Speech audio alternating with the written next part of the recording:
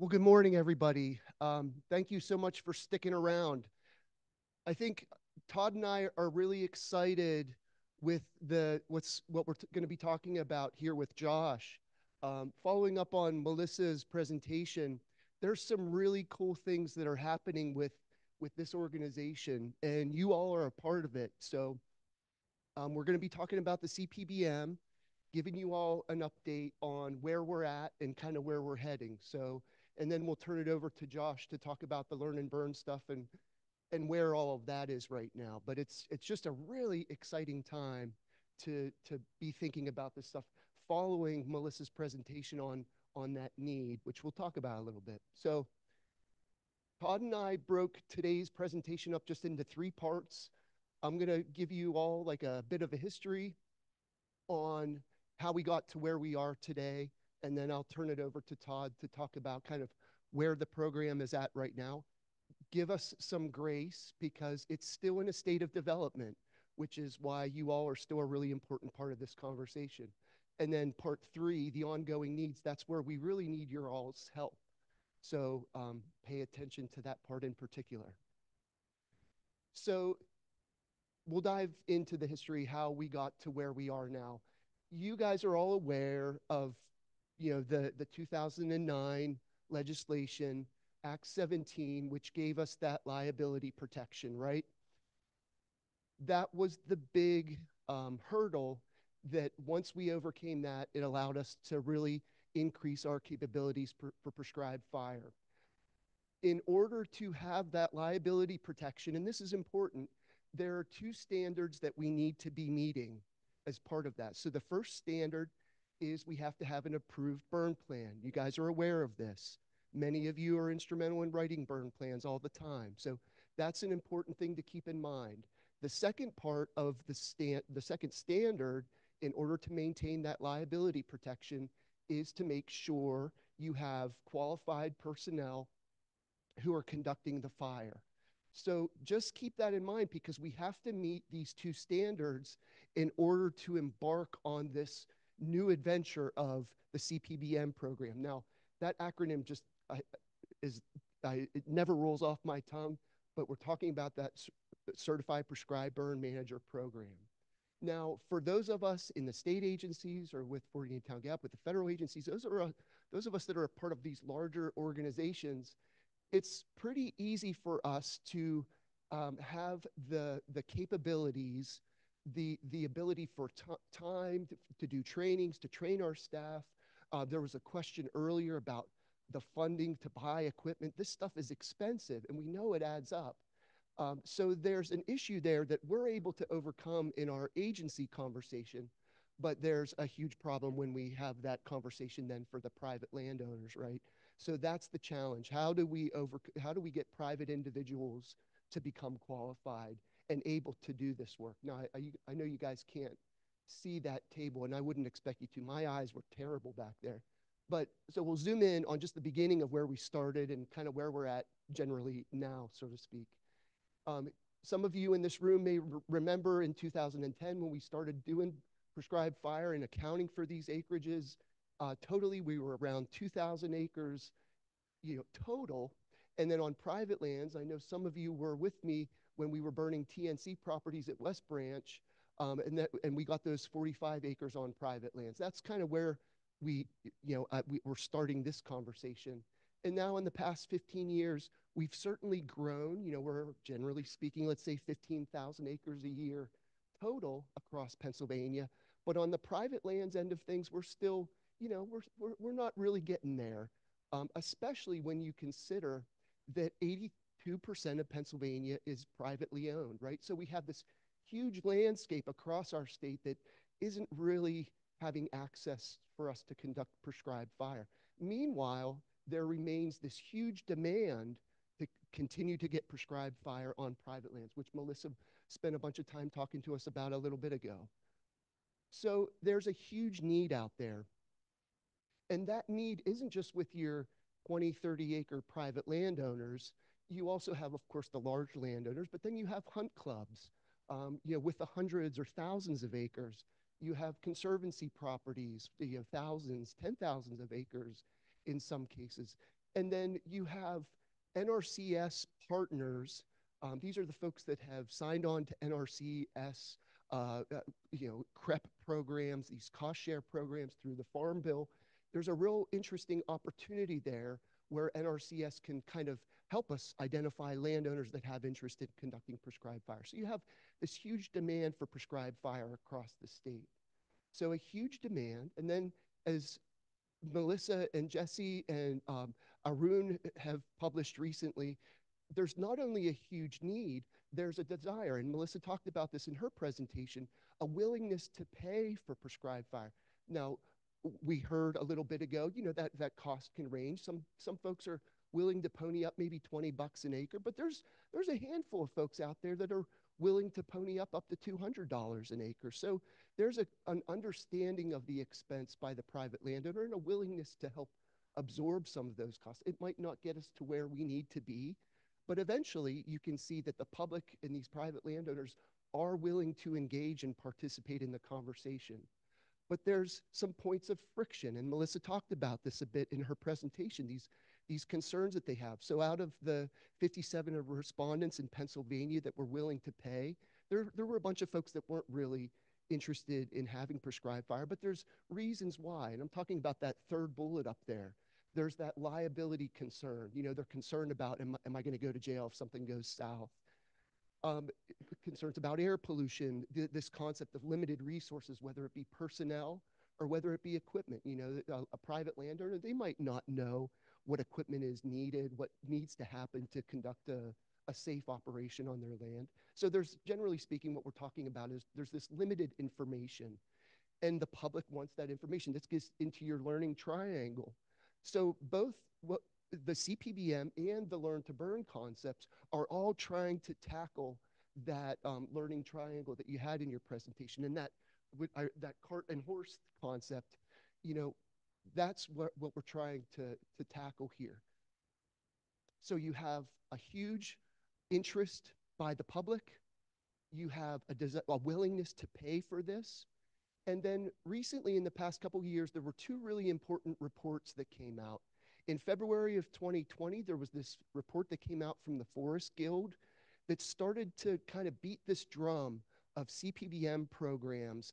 They talked about 15 states that have these kinds of programs generally across the US. And they talked about the three goals, really mentioning nationally, letting us all know nationwide that these things are important. You're not only ensuring that your prescribed burn implementers have training and knowledge and expertise in the actual craft, but you're also legitimizing and standardizing the practice of burning across the landscape.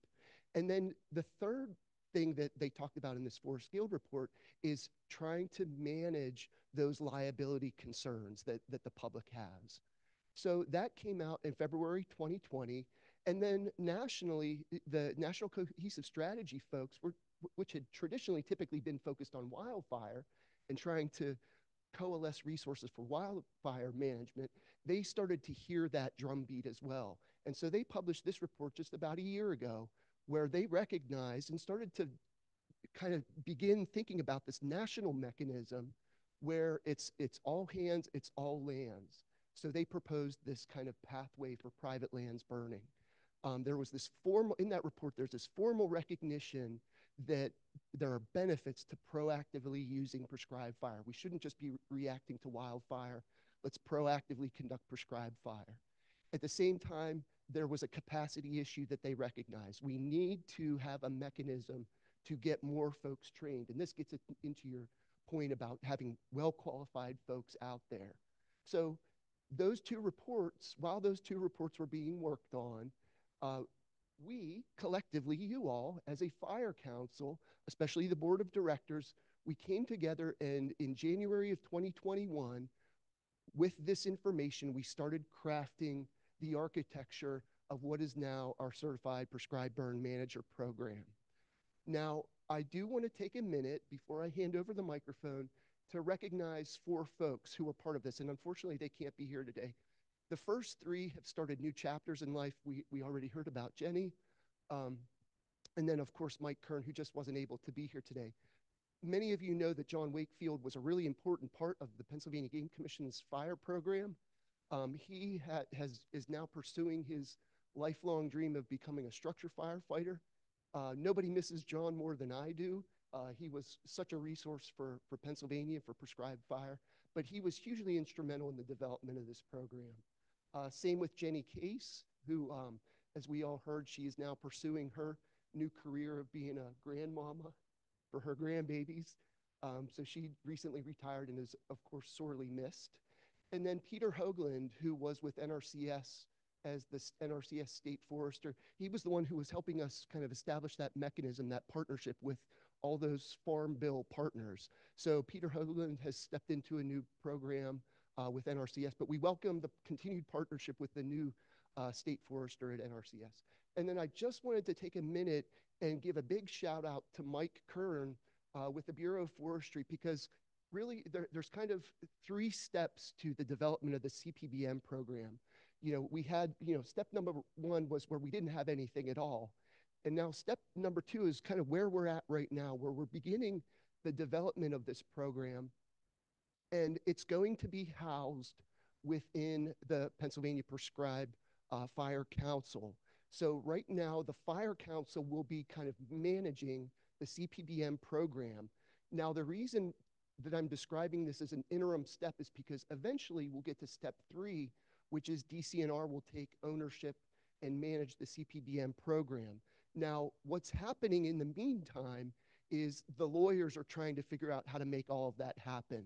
So Mike was really instrumental in making sure that we had that interim step, allowing the Fire Council to take this kind of ownership of the program while DCNR's lawyers kind of figure out the details of how to take ownership of this program. So we're at the beginning stage, the building of the cart with the horse hopefully out in front of us, where we're building that CPBM program now. So a big shout out to Mike Kern for really stepping up to figure out how to work with DCNR's legal folks to make that a reality. So with that, I'll turn it over to Todd to kind of dive into the details of the program. Thanks, Scott. Yeah, like Scott said, we saw we had the need for it, so now what are we going to do about it? The council got together, and through NRCS, we applied for, it was a relatively short-term thing where we didn't have much time when we found out about it, but we got it in, and we actually got a conservation innovation grant from NRCS. So that gave us a lot of money to help build this program that we needed. So what the proposal was for come up with develop a certified burn manager program that's going to train private landowners how to get some fire on the ground. And the overall goal of this is to make prescribed fire a viable option for private landowners. Because you can see in that one slide Scott had up, a lot of people want to burn. It's not happening on private land. There's very few consultants that are doing work in Pennsylvania. It's very expensive. So we're trying to find another way, and this is the best way to get some prescribed fire down on private land. The concept of it is to come up with a 3-day burn course that put the students through and give them a good base for prescribed fire before we get them out there on the ground.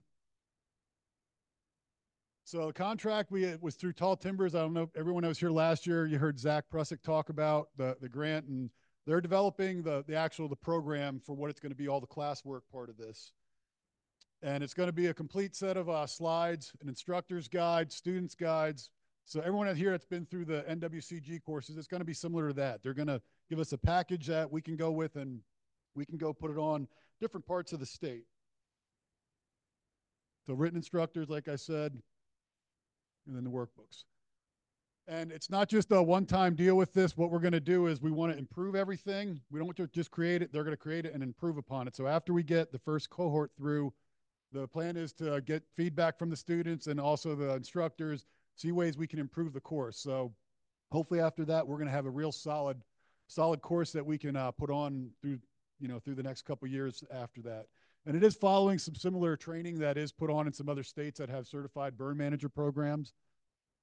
And one of the other things with it is they're going to give students access to other training courses, video libraries, things like that they'll be able to go online to learn a lot more. Because, today's day and age, that's where everybody's learning is, everything online, people going through YouTube and everything else. So currently where we are with it is Zach's developing the course. It is broken down into 3 units. You can kind of see what all the unit headings are going to be there. Like I said, the overall goal of it is to provide a solid foundation for the landowners. And this is focused at people coming in at the ground level that don't have a whole lot of experience whatsoever. So it's going to be a lot to bring people up to speed. So it's a lot of stuff that's going to be in 3 days. It's going to be an intense 3 days. So while they're doing that down at Tall Timbers, coming up with the coursework, what's the Fire Council been doing? We've been very busy doing a lot of things. I know you saw a lot of emails to some of the things that have been going on. We've held 2 learn and burns. Josh will be talking about that a little bit after we're done here. The council developed the prerequisites for people coming into the course, what they're going to need. We created a task book. I'll show you a little things about that here in a bit. And then we did vote on having the council take the program and house it within the council for the time being until DCNR comes up with everything. Right now, what's holding us back with DCNR taking this is our legals looking at this as we need a rules and regulation change. So anybody that's worked in state government knows state government does not work very fast. And rules and regulation change is something serious. It's something that takes a long time. It's not something we can just give to them and within 3 weeks, it's done. It's got to go out. It's got to go out for a public comment period. There's a whole bunch of hoops we have to jump through. So again, thanks to Mike Kern that came up with this innovative solution that for the time being, the council can house this, that it's not going to slow us down, that we can just keep going and keep this train rolling. So that'll help us out a lot. We did get together. We had the standards committee. We drafted some new language to put the CPBM program in the standards. And that's a big shout out to John Wakefield. He helped a lot with that. And also right now we're looking at insurance options. We know that's going to be another hurdle that we're going to have. So we're trying to find insurance options for the burners. And this isn't something that's just a problem in Pennsylvania. This is nationwide. Everywhere you go to national meetings, and that's one of the top things is the insurance right now. And that's a struggle for a lot of people. It's not just in Pennsylvania. But we're trying to find some kind of options that are going to be out there to help people out. The prerequisites, if you look up here, this is basically what the prerequisites are that we have for people on PA fire crews. It's all the basic classes that you need to become a firefighter. So everyone, probably most of the people in the room are real familiar with a lot of what those are.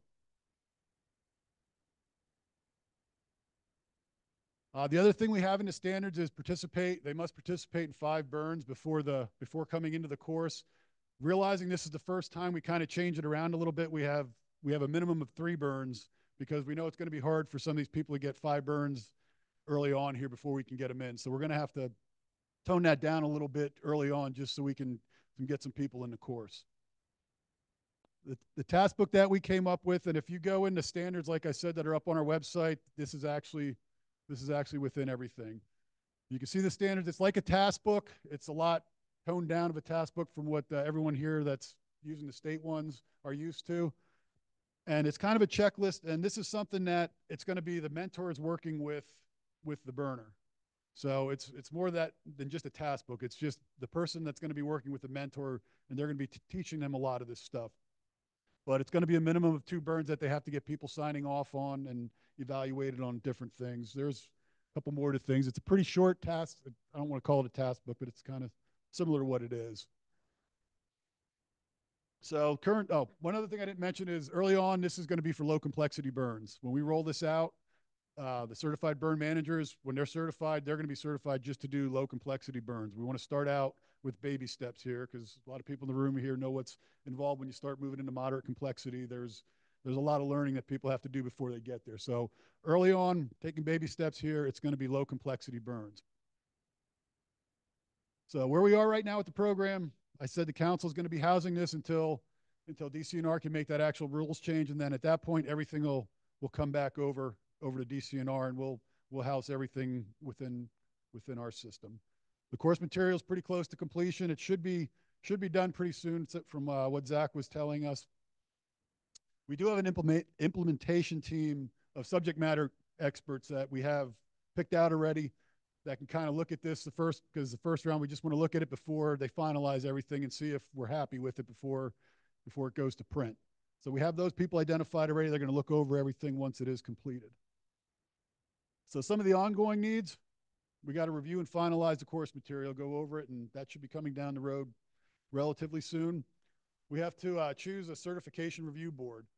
Part of this within the standards, what we have is this 5-person review board that they're going to be the ones that are looking at everything to after it gets handed in, where people go through the burns and they get their task book signed off and they're recommended.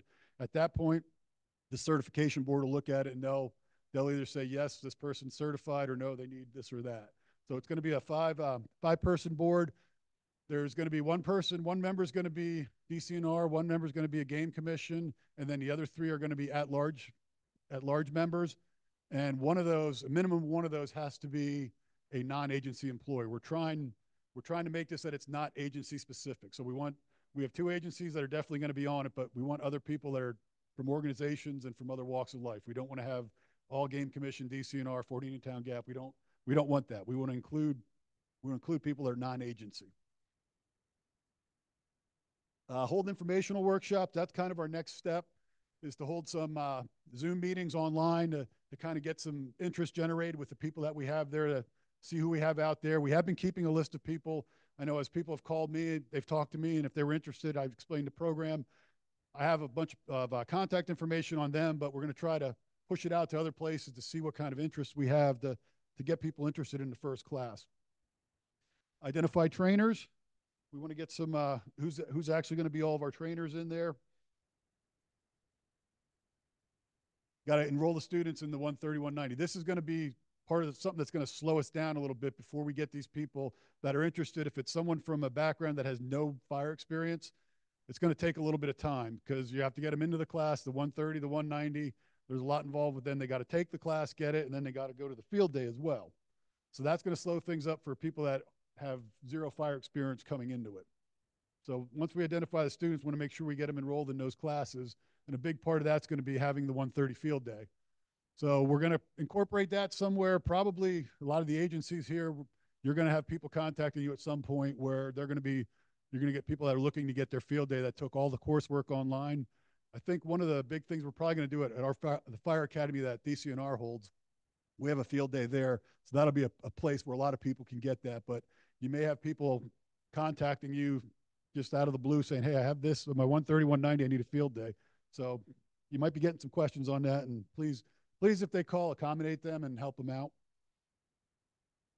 We're going to hold a trainer workshop once everything's done. We want to figure out who's going to be putting all these classes on, and the whole council, the board, they're going to put that on so everyone's up to speed with what we should be teaching there.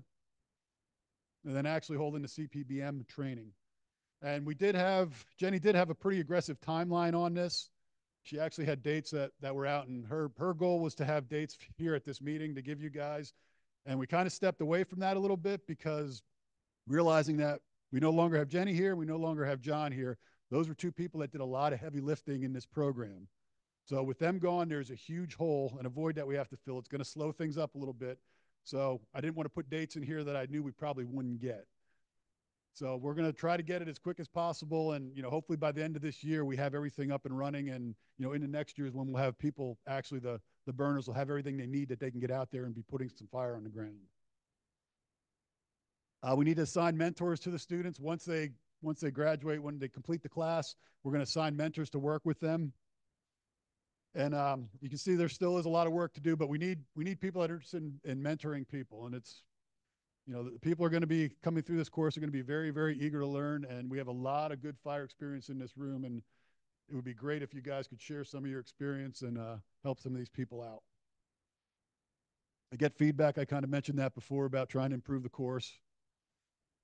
So some of the needs where we're at right now, the certification review board members, we did have a couple people express some interest in it, but the more we have to pick from, the better off we'll be. So, please let one of the council board members know if you're interested in being on a certification review board. It's something that's not going to take up a whole lot of your time. We're probably thinking quarterly meetings that you'll have, and a lot of times you can do that, virtually now. So it's not going to take a half a day of driving just to go to a meeting for a couple hours. So we're going to need some people on that. Mentors, I did mention that a little while ago. We really need help with mentors. They're going to be looking for people that have the knowledge to share with them. And that's some of the programs I've seen in some other states. That's where a lot of people, that's where they're really learning, is they're out there with the mentor and they're asking them all the questions and picking their brain constantly. That's going to make or break this program if we can have a really good a good pile of mentors that we can choose from for people. The agency policies, That's kind of from the DCNR and Game Commission standpoint. We have to figure out how we're going to get this, how this is going to happen, where people from the outside that are private landowners that are non-agency are going to come burn with us. That we're letting them burn, and like I know the Game Commission has the pack test things that they have to worry about. So we have to work through some of that with the agencies that'll let private landowners come out and actually burn with us. That we could be mentoring and helping them on burns. So we still have to work through some of that and figure out with some kind of policies how we can make that work. But it's in the process right now. And then finally, the last need we have is volunteers. So anybody that's willing to help at all in this program, please contact us. There's a lot of people in this room, and we could use all the help we can get. There's a select few people right now that are doing a lot of the heavy lifting, and they can use all the help we can get right now, especially with losing two key people. So with that, before we have questions, I'll just turn it over to Josh to kind of go over the Learn and Burn program.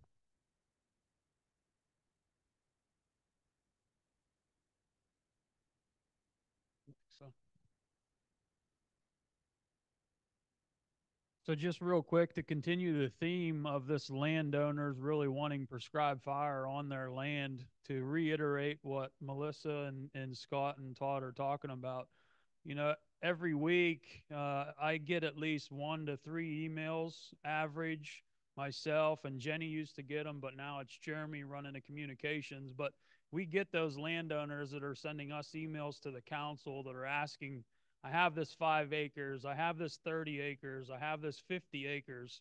There's a real demand out there to get private land fire on the landscape. So just wanted to reiterate that point. So just to give a quick little highlight of this, I won't take very long, but in August 12th, this year, 2023, we held our second annual prescribed fire learn and burn for the public, and this was up in Aaronsburg, PA, and we did it on, many of you know Sherry Edelson. Sherry, this was her property that we held the burn on.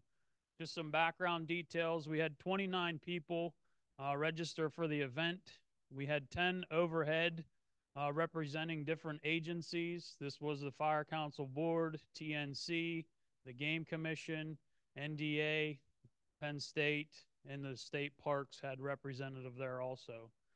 TNC was the lead for the burn. Jenny was the burn boss, and Pat McElhaney, which I'm sure many of you know, Pat was also the firing boss. So they took the lead on the whole thing and basically ran the burn on the day of it. Some details I just threw in about Sherry's property. So this was 24-acre total of her property. The burn unit that we were going to try and accomplish that day was about 4 acres. And some notes that Sherry gave me to put in the presentation was, typically this is maintained through annual spring mowing to prevent woody succession. Their goal is to foster a diverse vegetation community that supports wildlife, including birds, insects, and mammals.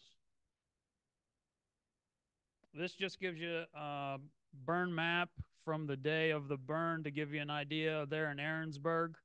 I know it's kind of hard to see, but basically, using the grid system, about K5 is Aaronsburg Civic Center. That's where we all met that morning, and everybody rendezvoused. The red, obviously, is Sherry's property. That's the actual burn unit, that 4 acres. So as you can see, this is kind of highly visible right in the middle of town, and right in amongst all the houses was her property that we were going to be trying to accomplish the burn.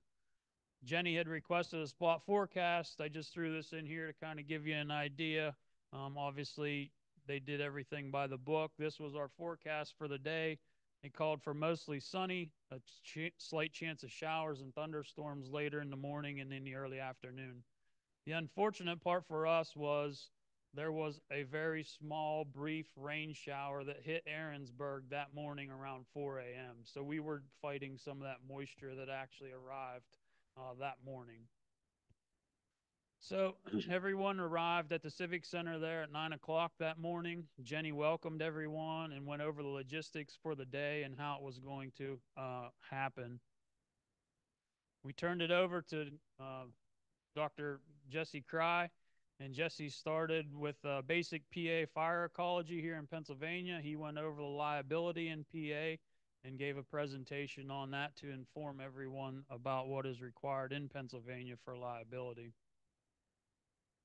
Then they turned it over to Mr. John Wakefield. John talked about planning prescribed burn.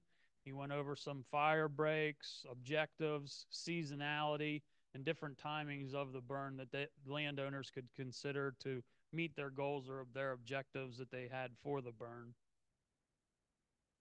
Then Kip came up and Kip talked about implementing a prescribed burn. A lot of the information Kip shared with us here today was some of the information that Kip shared there that morning with the landowners and how they could actually implement a prescribed burn on their land. So we had lunch after that before we went outside. After lunch, we went outside and walked back to Sherry's property there, and we kind of had a tool demonstration and a talk about prescribed fire tools that can be used. And this was led by Pat and Steven. Talked about the tools that can be used and went over all those with everyone that was there in attendance. We transitioned back to the actual burn unit.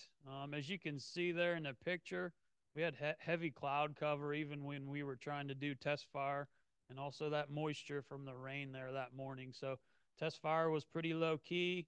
Luckily, there was some fire that was creeping along through there. You can see how much green and fuel moisture is in that field as we were trying to get test fire going. But it was definitely a really good opportunity.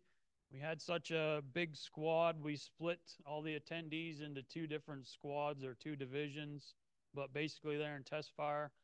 Pat did a really nice job of explaining to everyone what you're looking for there in a test fire and how that you should organize that. These are just some pictures as we progressed out of test fire. Like I said, you can see it's trying to burn through there. You can note there is some dead, cured out grass in there amongst that really green fuel moisture, and it's trying to do as much as it can there. But the good part is there was flames. It was burning through there. It would hit areas where it wanted to burn, and then it would hit areas where it didn't want to burn also.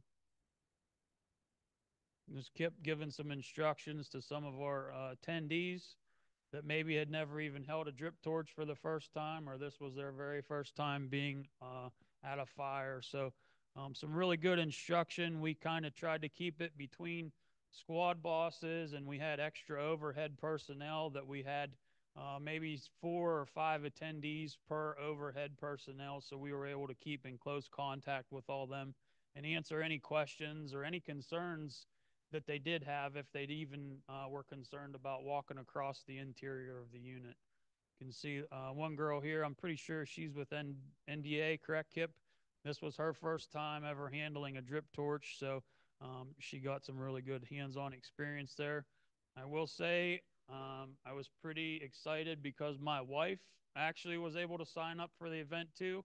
My wife was one of the attendees. She always hears me talking about burns and hears all the lingo and the jargon, and my wife actually got to burn her first prescribed burn too. So it was pretty cool for me personally that she was able to attend. Just threw some comments in here. You guys can kind of read through that. I'll try and paraphrase it for you. Some comments from the attendees. One was, my son and I attended. It was great. The information provided was outstanding and informative. Being able to participate was fantastic. Another one, this one's quite lengthy, but the gentleman said he's been to events all over Pennsylvania. They had great, the content that they included for the day was great for novices and fire veterans alike. It was all encompassing, and everyone in the room was listening and soaking in all the information. I'm not trying to exaggerate when I say attendees wide open and eager. Every presentation was on point. Kind of just goes down through the rest of it, but you kind of get the idea there. And then the very last one was, I thought the event went very well. I appreciate all the presenters and the staff that put on the training. I know there are a lot of logistics to the field day. It's incredible when you realize the amount of prescribed fire experience everyone has, and they're willing to pass that torch on, so as to speak. So it was really a good day for everyone involved. The participants really had a good day. And this was just our representatives from different agencies that were there and our overhead that put on the presentation for the day. But it was really good. These are just some highlights I also threw in. I'll talk about it real quick, and then we'll open it up for questions because I'm sure there's some questions with the CBM CPBM program. It's tough. It doesn't roll off the tongue for sure. So that's a big one for Pennsylvania in general, right? The approval of that into the state standards. That's a very big one in Pennsylvania, and that demand is out there as we've been talking about. We hosted the second annual Learn and Burn, so these were things that the Fire Council helped with. Third thing we did was Jenny worked with Craig up at Allegheny National Forest. They held a field tour up there of a burn unit that they did some burning in some laurel. I think there was some people here, Game Commission, Bureau, other people were involved or actually went to that tour. But from what I heard, I was unable to attend, but that event was really welcomed and everyone appreciated it. So along those lines, the Fire Council can help with those if you guys want to have that on a burn unit that you've had in the past and you want to hold a field tour. Communications, which Jenny was, now it's going to be Jeremy. So Jeremy can put that word out on our website. Brant can help us on Facebook and advertise that. These can be pretty low key, low number of attendees. You can set it at a limit, whatever you want. We're here to help you guys to continue to get the word out there about prescribed fire, how you're using it on your land. One thing to consider is parking. You need parking. Make sure you have enough room for everybody that's there. Upcoming, Todd kind of covered all this already, but we're going to hopefully get our website set up to house all this information. We're going to have those informal sessions for the public. Todd talked about we need to elect that 5 board committee member, and we need to assign those mentors once registration starts signing up. So how can all you guys help? Point people to our website that are interested. Once we have all that information up on our website, point people to our website to come there. Share our Facebook page. All the presentations that are here today, Jeremy will work and Brant, they'll get those over onto our YouTube channel. If you wanted to view last year's, they're over on our YouTube channel that we currently have now. So channel everybody over to that. The more information that gets put out there, the better. Contact any board member if you want to help on one of these subcommittees. Todd talked about we lost Jenny, we lost John. That's a big hit for us, and there's a lot of work to do, especially now with this program moving forward. Jeremy can use some help if you're really good with social media on the communication committee. So we could look for some people for that. Or the training committee. John used to head up our training committee in conjunction with the Fire Academy and what classes that the council was going to help to sponsor each year. We need a head for that committee. So if one of you guys that used to do it, I'd love to hear from you. If someone new wants to take it on, we would really appreciate any help with that. Last thing I'll say, and then we'll open it up for questions, is number one, I wanted to thank all the speakers from yesterday and today. I thought everyone did a phenomenal job. So if I could have a round of applause for all the speakers.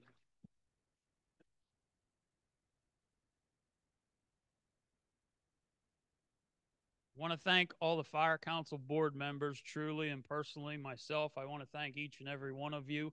You guys are the reason that this event is a success, so I want to thank you for all your help over the year. And we thank all of you for attending today and coming and sharing this information. Help us to spread the word out there. And with that, we will open it up for some questions, I'm sure, for the Scott. How about a round of applause for Josh and all he's done?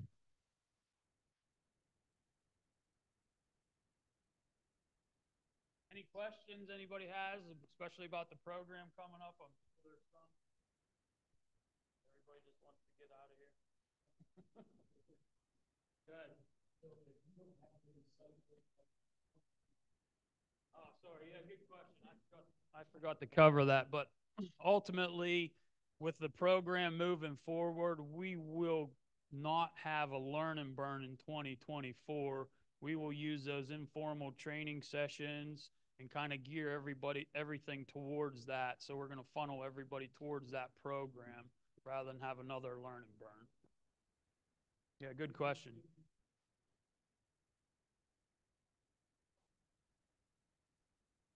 Oh, great.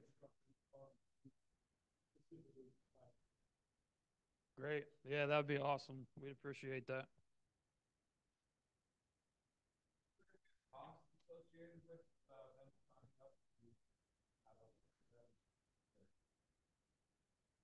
Cost. Okay, so the caveat with a lot of this, Steve, forgive us, there's a lot we still haven't figured out. Cost structure is one of those things that, frankly, we haven't even begun to tackle yet. So we're still building that cart, and that's a really good thing that we do need to wrap our heads around. So I don't know if you want to. If there is a cost, it's going to be minimal. It's not going to be very expensive if we do have a cost involved with it. That's a good idea.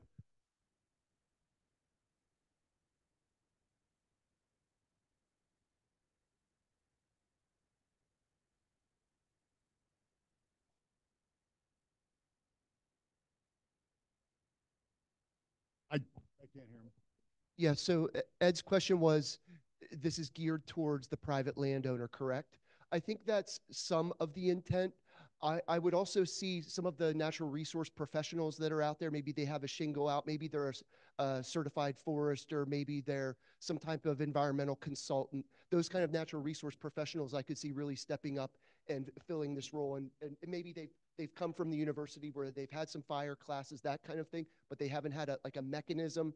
They're not going to be pursuing NWCG, Burn Boss 2 qualifications. They just don't have the capabilities, time, resources to do that. But this might create a mechanism for them to then pursue, open up a channel for them to become this kind of burn manager. Yeah, kind of where I was heading with that was, is there a mechanism to certify contractors to go ahead and implement this program for the landowner? Yeah, that's kind of where it's going to be. It's focused to the landowners, but it's also within the private landowner. It's also going to be organizations right now. I know we have some conservancies and things like that that'll probably get some people that are involved in prescribed fire. I think a lot of our fire wardens crews that work that do a lot of stuff for DCNR volunteer crews. We'll probably have some guys like that that'll be jumping in, as well as some fire. I imagine some fire company people might get on it as well. But yeah, one of the things I see coming out of this is we're going to have a good pool of contractors that are going to be willing to burn in the state, because it's going to be a lot easier for them to burn and be covered by our standards than what we currently have in place right now.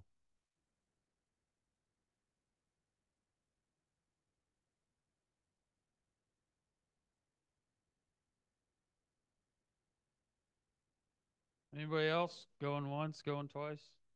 Josh, there's one question there on the Q&A I didn't get to clear out, but it was asking the ETA rollout. I don't remember if that was answered or not. Yeah, kind of like Todd alluded to earlier. We don't have anything set in stone or timelines. It's kind of a work in progress here, and as soon as we can keep things moving forward, we'll do that to the best of our ability. We actually did have a timeline, but with Jenny and John departing, we have to delay the timeline. But the reality is, it's here. I mean, I would say in a couple months, a month or two, Zach will be done with the materials. We'll be developing, the tangible product to develop these workshops. So it's going to be months. It's not going to be years. Yeah, it's the tough thing's going to be getting those 3 burns for people that are coming from nothing. That they need to get some burns under their belt before they get in there, and then get some of the basic firefighter training. So that's going to, we'll have to gauge on people that are interested. We're going to have to gauge of where they are as far as getting all that stuff done and where we're at that point. Go ahead,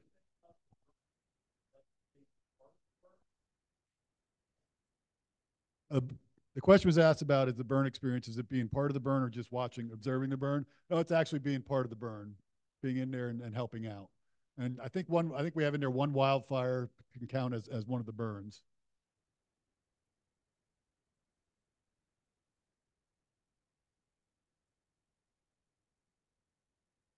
Question was asked about if the CPBM people are going to need that RT 130 refresher. We never really talked about that. I'm guessing no would be my guess early on. We haven't really discussed that. Part of the CPBM, though, they're going to need some type of continuing education. This meeting would be one of those things that would count towards some of their continuing education, and RT 130 would be. So we're going to promote that they do it. I don't think it's going to be necessary that we're going to make them do that. And we haven't really discussed that at this point. That's just my guess. So again, I'll just say these are the kinds of things that we haven't really wrapped our heads around. This is why you all have really good ideas, concerns, questions. Help us solve the problem. There's going to be 1,000 problems that are part of this. Please help us figure it out.